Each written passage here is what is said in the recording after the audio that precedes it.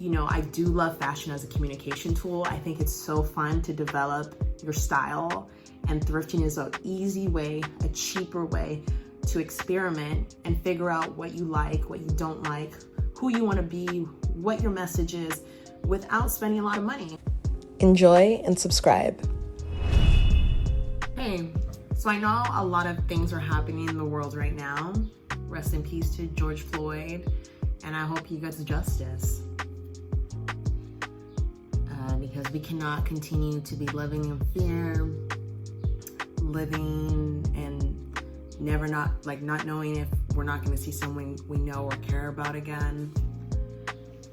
I know this video is probably not the best time to make, but I just wanted to do something that would kind of take my mind off the stress of what's going on. I know there is a protest in Brooklyn at the Barclays Center at 6 o'clock.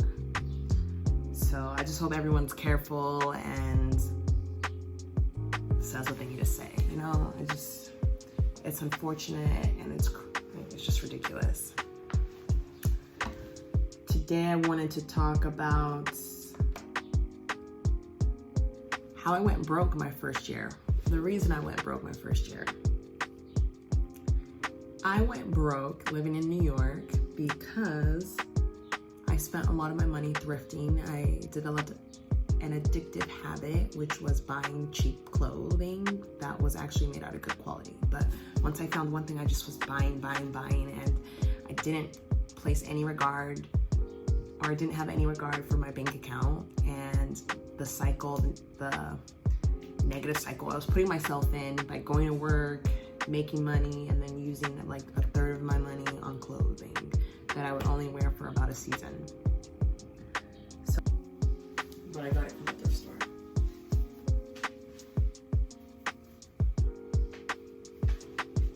All these bags, I use them, but I got them from the thrift store. I could have worn this, but I got it from the thrift store. So I'm gonna show you, or I'm gonna tell you where the best places to go thrifting are based on my experience. So if it was a Saturday and I was planning to go thrifting, it just depends on what area, what borough do I wanna go to. So let's say I'm focused on Manhattan, because I'm usually focused on Manhattan. So I like to go to all the Goodwills and the Salvation Armies. Now, if I were waking up Saturday morning and I was going into the city, I would probably start at 23rd Street on the east side. There's a Salvation Army there.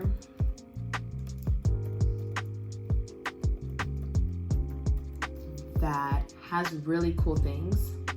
Hold on, let me see, let me get the map. Because you have to be strategic. So I would probably start at 23rd Street on the east side. And then I would make like a big U. I would make like a huge U. So I have, just honestly, I would Google Salvation Army, and I would try to make a big U and go and hit all the spots. I would start on 23rd Street between Park and 5th Avenue. I believe that's it. But it might be the one on between 2nd and 3rd. It might be the one on between 2nd and 3rd. And then there's a Salvation Army shop. Actually, if you go to Union Square, so there's a Salvation Army shop there that's really good. It's very small though. It's like a community Salvation Army, very small. I hope it's still gonna be there when we go back, but you never know. And that's near 14th Street. And then, so on 23rd Street, there's the one around Park Avenue, right? And then there's also the one in Chelsea between 7th and 8th Avenue. That one is so good because it might be because of the residents in Chelsea, just high. They might have spent money on 5th Avenue and then decided to go home in Chelsea and then decided they didn't want their items, and so they donated it. But I found some really top-notch items at the Salvation Army in Chelsea. I've found Chloe jeans. I've found really nice art, beautiful decor pieces, nice dresses, jackets, sometimes shoes. So I would go to the east side, Salvation Army on 23rd Street, and then I would go to the west side one in Chelsea. And then I would make my way up. After that, I'd probably go to Union, go back to Union, go to 23rd, and then there's one on 96th Street, I believe. But before you go to 96th Street, you need to go to the one on 46th Street. There's one on like 46th Street, and it used to be like an old fire department. And then this is the main Salvation Army in New York City. This is the main one. This is the big one, and then they all go to the little Salvation Army. So this is one that you should go to no matter what. It's like 3 levels, 3 stories. I found other thrifters, like girls within my age range, who literally buy clothes here and they sell it. Like, this is where the Depop action comes in. So definitely hit up the one on 46th Street sometime within the first 3 stores. If you're like going to 7 stores, the one on 46 needs to be one of the 3 first stores that you hit up before people are really active and get busy and decide to go thrifting. So after that one, and they have really nice books and nice furniture. That location has really, really nice furniture. If you're moving or you need nice furniture, the one on 46th Street has it. And then there's a store on 96th Street, Salvation Army. This one is kind of hidden. Not a lot of people know about it. So this one is really nice. It's on the Upper West Side. So I would go here. You never know what you're gonna find because the clientele tend to be a little older and, you know, maybe parents or grandparents, but you never know what they donate. So I would give this one a try. But basically that's my method. When I look at the map and I'm like, okay, this is what I'm about to do, boom, boom, boom, I go to those ones. In terms of Goodwill, my preference is Salvation Army. Goodwill is a little more expensive in terms of prices. Goodwill is just a little more expensive, which I'm like, this doesn't make sense. Like, you know, you're not Target, you're not Walmart, like you literally like a place where we're supposed to donate, right? And help other people. So I don't understand why people are trying to raise prices, but I do get it. Like, they know that thrifting is on trend and there's people out here that want to just like make money off of like low price items. So I guess they're just trying to get a piece of the pie too. And then, so I tend to not shop at Goodwill as much, but sometimes I'll walk in and just check them out. There's the Salvation Armies, there are the Goodwills, and then there are the independents. And you need to know about consignment stores too. Consignment stores, like let's say I wanted to buy like a nice Chanel bag, but I don't spend money on Chanel every day, right? But I've been researching, I want to buy a nice Chanel bag, and I found something I like that's $600. That's why I would go to a consignment store, because it's kind of like, it's an elevated garage sale. Like, it's a very higher elevated luxury garage sale for people that just want to sell their used items and don't want to put in the work of like being the one to, you know, do all the dealings. And then the consignment store will lease it, will basically take it in and then get a cut based on the sale. So consignment stores are nice if you want that luxury item and you're not willing to pay full price at like Saks or Bergdorf. And even then, you can go to those stores and open an account with them, open a credit card and get 10% off your first purchase. But I don't know if you really want to open up a credit card just to buy a bag, but that's one way they get you. But consignment stores are nice, like the Real Deal, or the Real. If you've been saving up and you really want this like quality luxury item that's gonna last you 20 years, like a long time. Otherwise, I say thrift and go find it, have fun. I feel like we put a lot of pressure on like the items and the bags we use. Like this is a vintage Coach bag. This is a vintage Coach bag. I bought it when I first moved here, I believe, or I had it sent from home. Or actually I went home and I got it and I brought it back. But this is a vintage Coach bag. It's going to last me a while. I believe I got it for like less than $10. And then this is Coach, you see it? Yeah, right there. So this is really, really nice.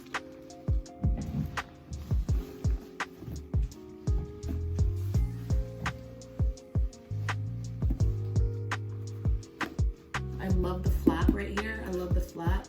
So that way I can walk in the city and have, like, I don't have to worry about my stuff getting taken or anything. It's like, oh, it's nice. This is my baby. I consider this like the Chanel in my bags, or like the Dior. I got this for like $3 at the thrift store. It's really well made. There is some scratching and holes right there, but nobody would know because no one else is going in your bag besides you. And then this is really cute. I wish I had the top handle, but that's fine. But I'm just saying, like, I think we put a lot of value into designer brands, and sometimes you don't have designer money, so why? Just spend $5, get a nice bag that can go with anything that's timeless. So my colors tend to be black and brown, like my clothes. I don't really go out of this colorway just because black goes with everything. This is black and gold. This will go with whatever I want. This comes off. This is almost as big as my face. And then I'm a huge fan of croc print.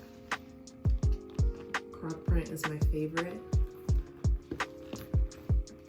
This one is Jennifer Moore. So if I'm going out with the girls, this bag is perfect because it will hold keys, cards, the essentials. This bag is basically the essential. This bag is the essential. This one is the special, like a special occasion. This one is nice day. And this one is every day. And then my friend got me a bag.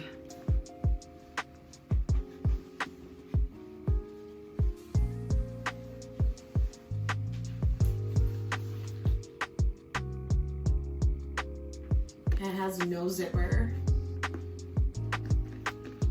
It's great for business.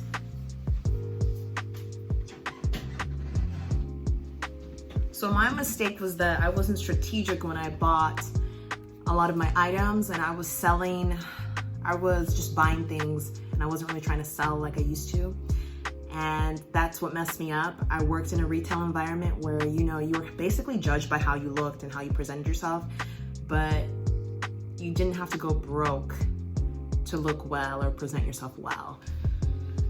So I told myself, basically, if I buy like a designer bag, I need to give up all these other bags, because all these bags combined are like less than $20, for real.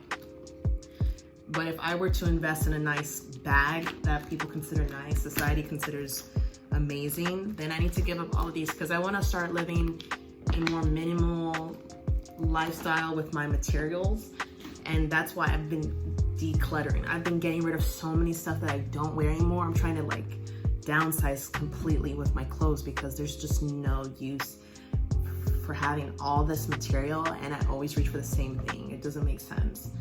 And the people who are my friends, they don't judge me based on what I wear. They judge me based on who I am and what I believe and my actions.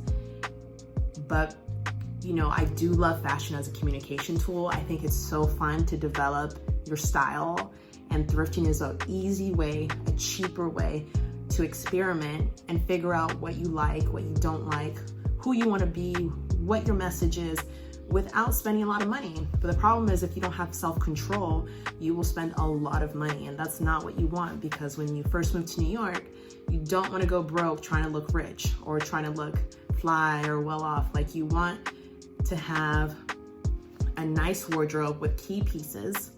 Maybe a few pieces are really, well made, luxurious, but they will last you forever. So if it's like one pair of a really nice jean, just one pair of jeans that's really nice, that's awesome. Like, J Brand has amazing jeans, or even Everlane, just one pair of jeans that's going to last you.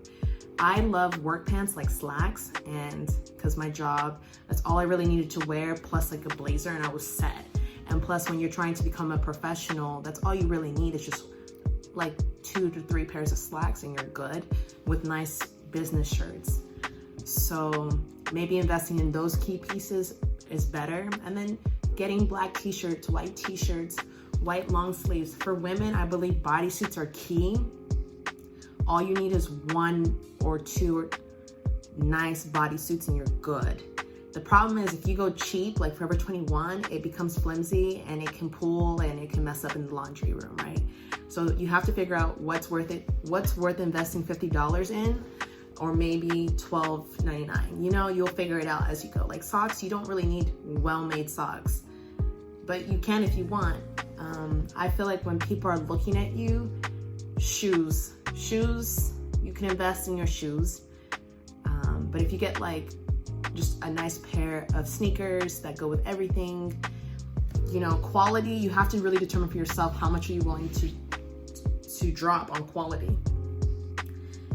I also believe accessories can kind of be important. I'm just thinking like a watch. If you're gonna, I don't feel like you need a lot, but if you're gonna add something, maybe just one bracelet, a watch, a ring, just something simple, very simple, but makes a big difference. Some earrings, just simple, And then jackets. Jackets are big. I'd be lying if I said jackets were not big. I spent a lot on jackets, and they really can add life to the whole look. But as the seasons change, like in New York, we do experience every season. Right now it's starting to get hot, it's starting to get humid, cold showers are amazing. So you want to be, just test the waters with all of that. But usually when I go thrift shopping in New York, I on a Saturday, I hit up all the Salvation Armies and I make a U. Now, instead of just donating all your clothes that you are no longer wearing anymore, you could try to sell them. And a great place to sell is Beacon's Closet. I feel like Beacon's Closet will try to give you back a better price than like Buffalo Exchange, but you can try both. But just try to sell key pieces that are still good before you just donate it for free, because then you lose money. You might get $20 back, and that might help you out for lunch or for your MetroCard. You never know. So those are my tips. Hit up all the Salvation Armies. Hit up the one on 46th Street first. It needs to be the first or third store before you go on for the rest of your days. But that's what I would do in Manhattan. That's what I would do. I'm trying to think. I've had really cool experiences. The thrift scene here is really awesome. I don't know what it's gonna be like after COVID, but I've definitely learned my lesson. I can either help people find things, or I can show people where great things are, but I can no longer spend it like that on thrifted items. Like, if I were to buy something, I need to donate 3. Like, I just cannot be buying and there's no intention. That's what my first year in New York has taught me. You can't just buy and there's no intent for what you're buying. Like, where does that piece need to go? Where is it gonna live? What purpose is it gonna serve? Because trying to impress people, trying to flex on the gram, like, it gets old. It gets old. You'll look good in the moment, but your wallet will be crying behind the scenes. It'll be crying for you because it knows that you are literally engaging in activities that are liabilities and not assets. So try to learn from my mistake and don't go broke because you've decided to make thrifting your hobby. Try to make a business plan. Maybe try to take people on tours and get them to pay you $10 each. There we go. Boom, done. And that's also what I've done too. I've supported other people using Eventbrite and going on thrifted tours in the city. So it's a real thing. It happens. You can meet real people. You can make real friendships. So think about it. The possibilities are endless. Okay, talk soon. Bye.